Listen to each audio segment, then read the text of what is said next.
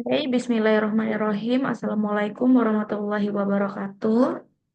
Nama saya Via Odila dengan NIM 2212013. Saya akan mempresentasikan hasil laporan saya dengan judul Analisis Potensi Kecelakaan Kerja pada Kegiatan PPM di Kantor Lurah Baloi Indah, Kecamatan Lubuk Baja. Sebelumnya mohon maaf Pak agak berisik karena posisi saya sedang di kantor. Kebetulan sedang banyak pelayanan masyarakat. Saya lanjut.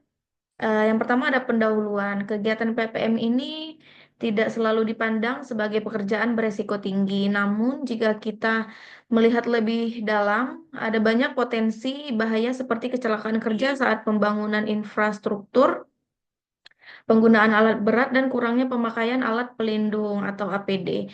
Oleh karena itu, penelitian ini bertujuan untuk mengidentifikasi resiko dan memberikan solusi agar kegiatan dapat berjalan lebih aman. Adapun rumusan masalah yang saya ambil, pernyataan utama dalam penelitian ini adalah apa saja potensi kecelakaan kerja dalam PPM atau kegiatan PPM dan bagaimana cara pencegahannya.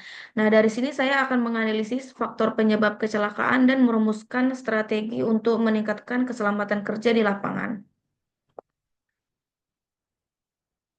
Adapun tujuan penelitian ini bertujuan untuk mengidentifikasi potensi bahaya dalam kegiatan PPM, menganalisis penyebab kecelakaan, serta mengevaluasi tingkat risiko. Selain itu, penelitian ini juga menyusun strategi dan rekomendasi untuk meningkatkan keselamatan kerja sehingga risiko kerja dapat diminimalkan. Baik, selanjutnya ada manfaat penelitian.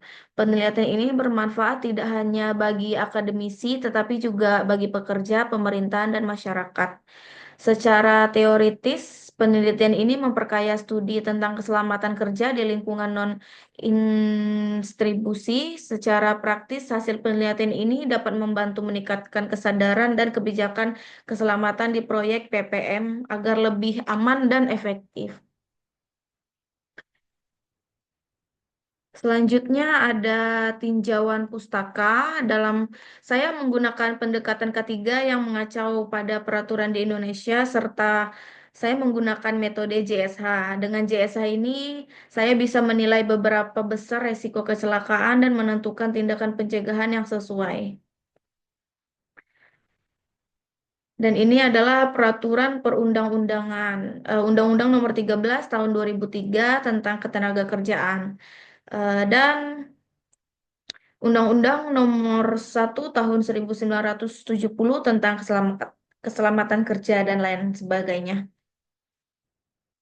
Adapun metode penelitian untuk memahami risiko kecelakaan kerja dalam PPM ini, saya melakukan observasi di lapangan, mewawancarai dengan pekerja dan menganalisis laporan kecelakaan kerja sebelumnya. Datanya kemudian saya olah dengan menggunakan metode JSH untuk menilai tingkat bahaya dan mencari cara pengendaliannya. Eh, saya melakukan di lokasi Batu Batam, RT 5 RW 6 Kelurahan Baloi Indah pada 8 Oktober sampai 15 November. Metode pengumpulan data ini adalah observasi langsung ke lokasi proyek, mewawancarai pekerja dan pengawas lapangan, studi dokumentasi terhadap laporan kecelakaan kerja sebelumnya dan saya menggunakan teknik JSH.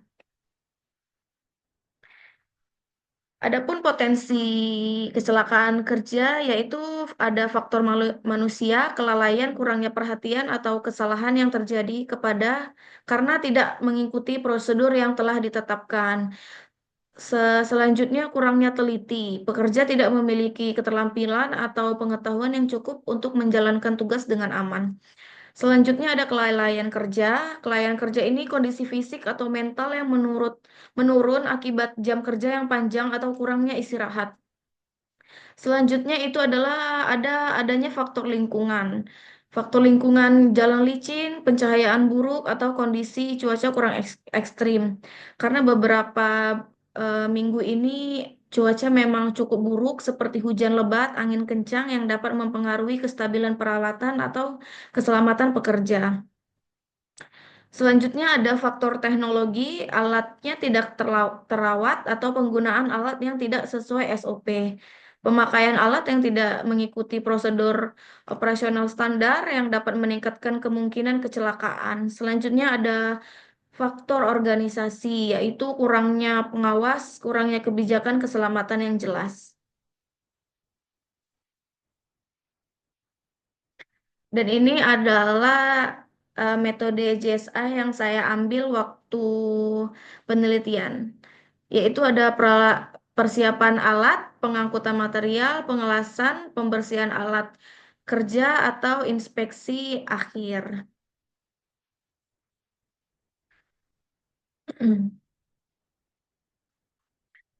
Baik, selanjutnya ada faktor kecelakaan kerja. Ini sudah ya. Setelah itu ada dampak kecelakaan kerja. Dampak kecelakaan kerja ini dapat menyebabkan cedera langsung pada pekerja, mulai dari luka ringan, patah tulang, hingga kecelakaan fatal. Selain itu, insiden ini juga bisa menyebabkan kerusakan peralatan, kerusakan material bangunan, atau keterlambatan proyek. Setelah itu ada kecelakaan kerja tidak langsung. Em, Kecelakaan kerja ini berdampak secara finansial. Biaya yang harus ditanggung meliputi pengobatan pekerja, kompensasi perbaikan alat kerja, hingga denda keterlambatan proyek. Selain itu, kecelakaan juga menyebabkan penurunan produktivitas karena pekerjaan ini menjadi lebih hati-hati atau takut saat bekerja.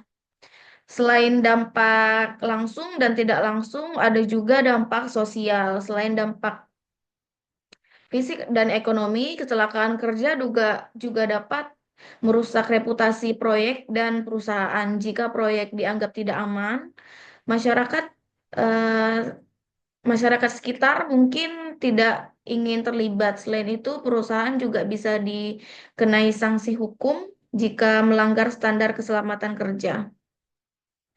Selanjutnya ada langkah-langkah pencegahan kecelakaan kerja. Langkah pertama dalam mencegah kecelakaan kerja adalah menerapkan sistem K3. Dengan sistem ini kita bisa mengidentifikasi risiko lebih awal, mengembangkan prosedur keselamatan kerja, dan memastikan setiap pekerjaan memahami standar keselamatan. Banyak kecelakaan kerja yang terjadi tidak memakai alat APD. Oleh karena itu, penggunaan helm, sarung tangan, masker, dan sepatu keselamatan harus menjadi standar wajib bagi seluruh pekerja. Pekerja harus diberikan pelatihan rutin tentang cara bekerja dengan aman, termaksud sebagai penanganan alat berat, dan mengikuti SOP. Edukasi ini penting untuk meningkatkan kesadaran keselamatan di tempat kerja. Meskipun semua tindakan pencegahan sudah dilakukan, kita tetap harus bisa menghadapi kegiatan darurat, proyek. Oleh karena itu, proyek harus memiliki prosedur tanggap darurat, termasuk pemasangan rambu keselamatan, penyediaan kotak P3K, dan pelatihan evakuasi bagi pekerja. Baiklah, kesimpulan dari analisis yang saya ambil dari penelitian ini dapat disimpulkan bahwa kegiatan PPM memiliki potensi bahaya yang signifikan.